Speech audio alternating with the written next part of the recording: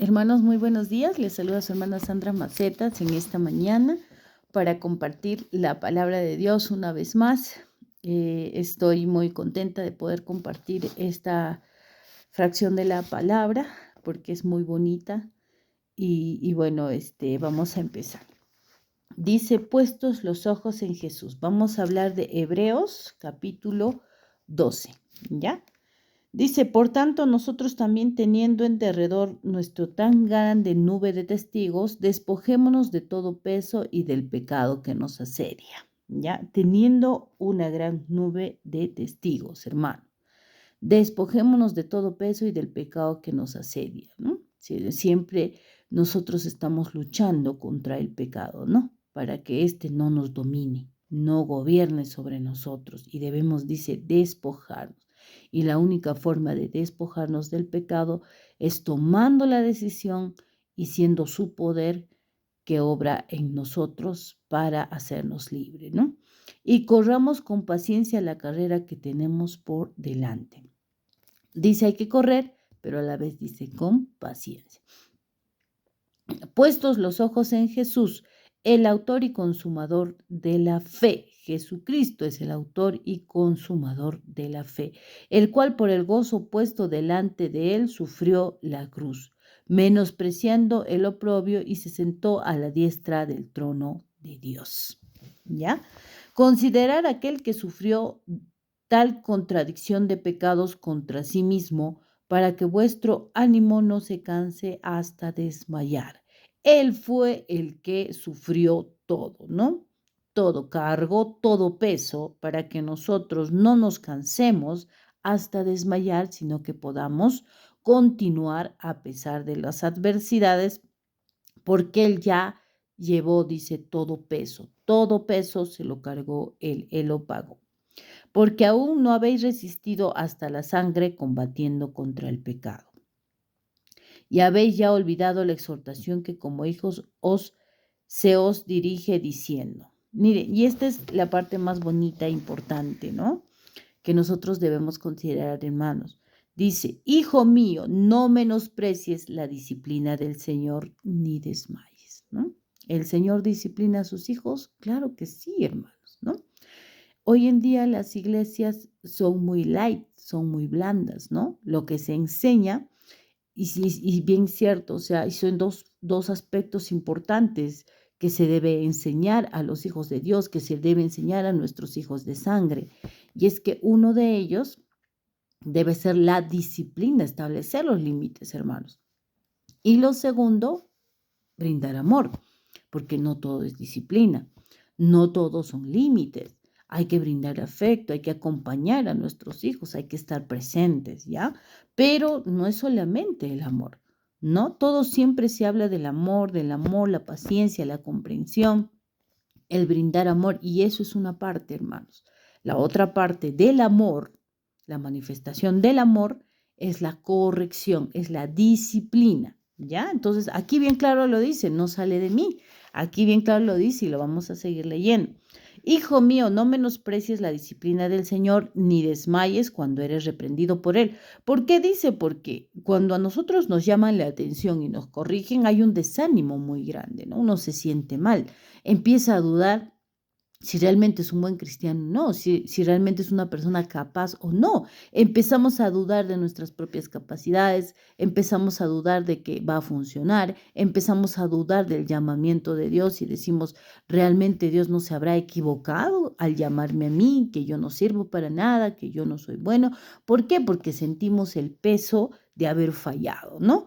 Y dice, no desmayes cuando eres reprendido por Él. O sea, la reprensión del Señor no es para destrucción, no es para que tú te desanimes, no es para que tú te eches para atrás, te rindas, sino más bien para que mejores, ¿no? Para que seas mejor, para que pases a otro nivel, para que tú empieces a crecer, ¿no? Porque el Señor al que ama disciplina. Ojo, acá dice bien claro la palabra, al que ama disciplina. El amor sin corrección, sin límites, simplemente no es amor, hermanos. Aquí bien claro lo dice la palabra, ¿ya?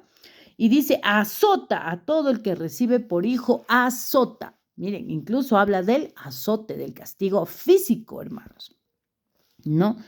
Que azota, dice, ¿no? Entonces, corrige, ¿no? No permite, hermanos, no justifica, porque muchas veces nosotros como padres queremos justificar la acción de nuestros hijos, diciendo por esto, por el otro o por aquello lo hizo. Ciertamente puede haber una razón, pero eso no significa una justificación, hermano.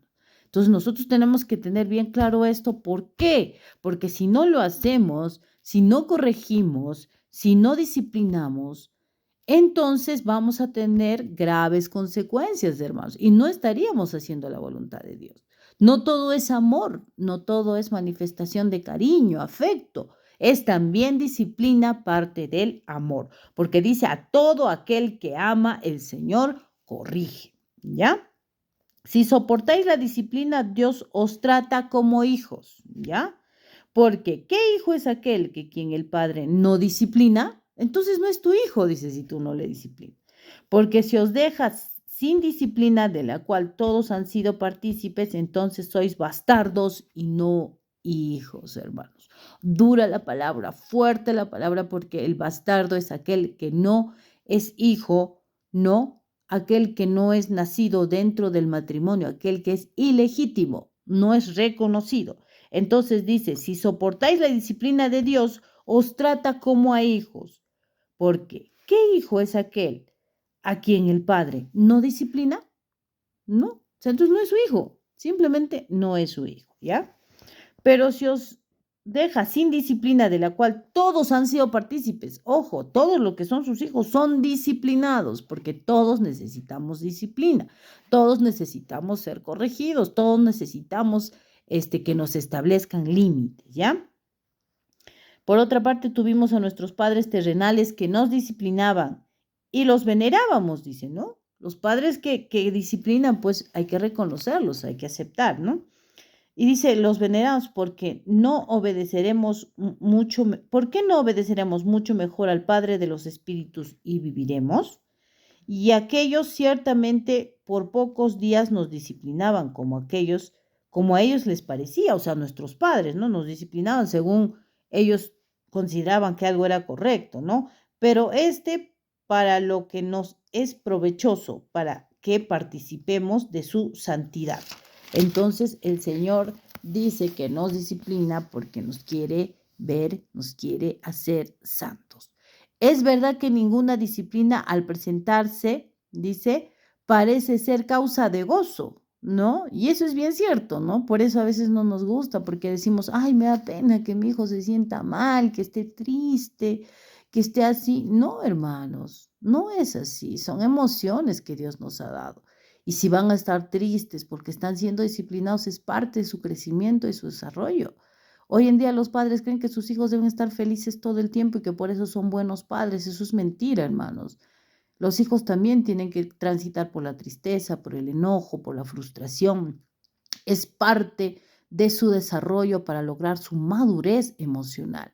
Entonces, si tiene que estar triste, la tristeza, dice, produce una conciencia para poder hacer lo bueno. Uno se entristece cuando ha hecho mal, eso genera un cambio, un arrepentimiento.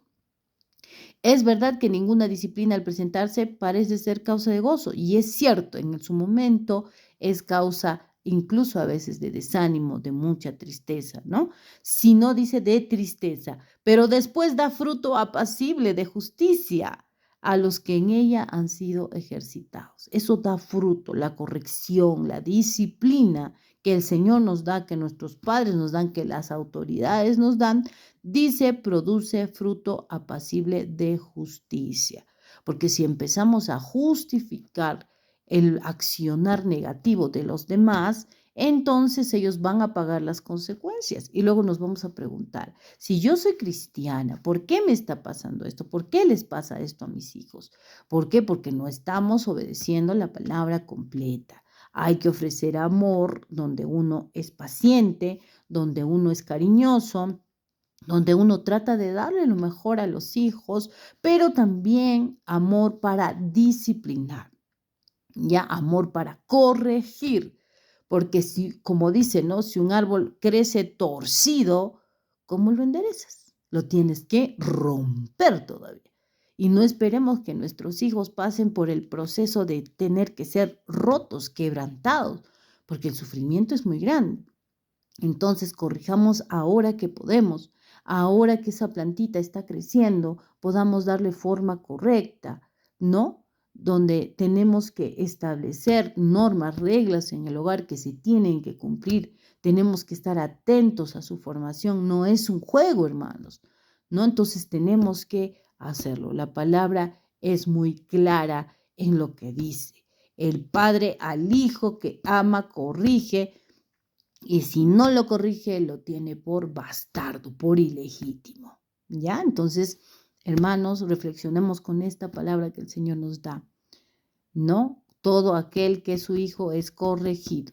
¿Es causa de gozo? No es causa de gozo, causa de tristeza.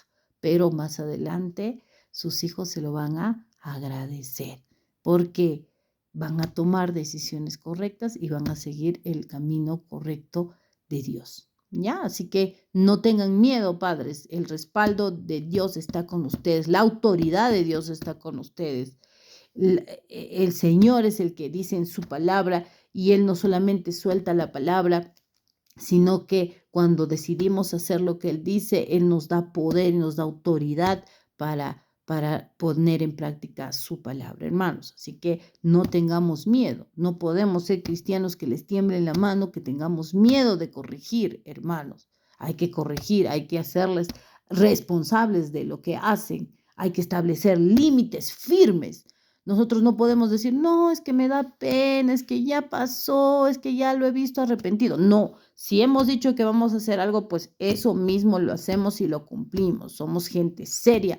Que tú sí sea sí, dice la palabra, y que tú no sea no, para que ellos puedan estar bien.